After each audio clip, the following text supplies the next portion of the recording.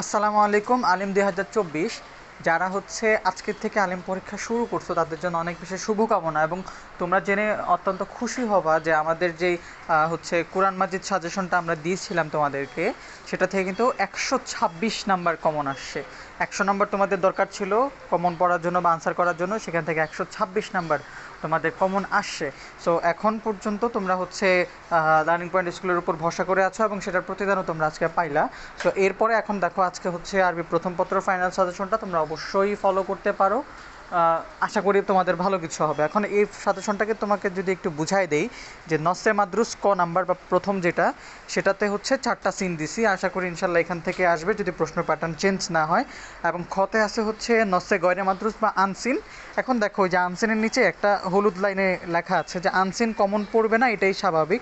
তবুও যদি রিপিট হয় তাহলে এই 4টা থেকে ইনশাল্লাহ আসবে। বুঝতে পারছো? তার মানে আনসিন কমন পড়বে না এটা ধরে রাখো, এই 20টা নাম্বার আসবে না, কমন পড়বে না এটাই ধরে রাখো।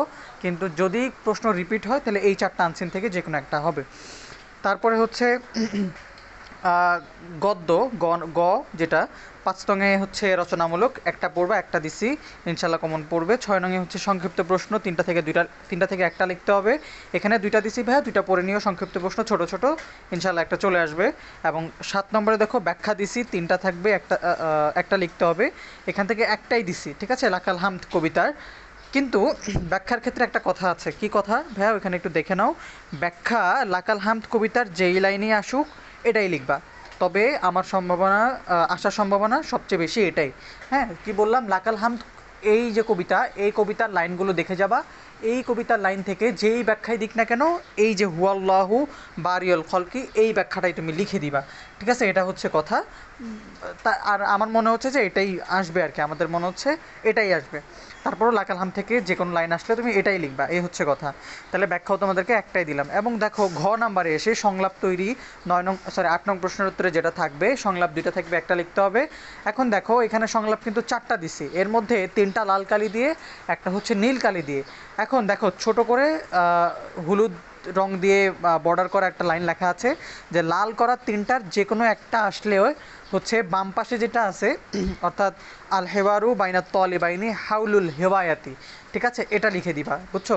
তার মানে ওই যে প্রথম উপরের লাইনের উপরের যে 3টা আছে লাল কালি, এটা থেকে যে কোনো একটা আসলে তুমি হচ্ছে কি লিখবা, একদম সবার বাম পাশে যেটা আল হেওয়ারু বাইনা তলিবাইনি হাউলুল হেওয়ায়াতি, এটা লিখে দিবা।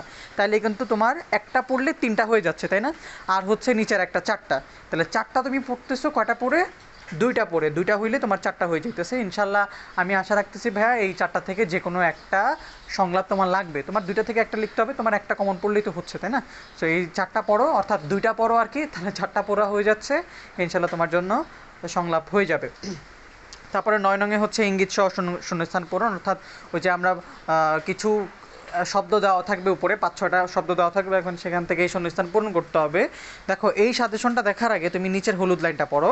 এই 5 নাম্বার কমন পড়বে এই আশা রাখিও না, বানাই দিবে, বাট সহজ দিবে, ঠিক আছে? তবে তোমাদের কাছে যেই গাইডটা আছে সেখান থেকে এই যে 4টা দিছি ইঙ্গিত সহ শূন্যস্থান, এই 4টা সহ তোমাদের কাছে যেই গাইড আছে সেখান থেকে তোমরা প্র্যাকটিস করতে থাকবে, এই হচ্ছে কথা। তার মানে কি 9 নং প্রশ্নের উত্তরটা যেটা, সেটা তোমাদের কমন পড়ার চান্স খুবই কম। যদি কমন পড়েও তাইলে এটা খুবই আসলে রেয়ার হবে। কমন না পড়াটা স্বাভাবিক, কমন পড়াটা হচ্ছে অস্বাভাবিক। তারপরে এই 4টা দিছি, এটা পড়ে নিও, হ্যাঁ, তোমরা প্র্যাকটিস করার জন্য। তারপরে 10 নম্বরে দিচ্ছি হচ্ছে কি বাক্যবিন্যাস ও অনুচ্ছেদ তৈরি। অনুচ্ছেদটা তো নিচে আসলে, 10 নঙে শুধু বাক্যবিন্যাস। সো 10 নম্বরে যে বাক্যবিন্যাস সেটার জন্য এই 4টা পড়বা।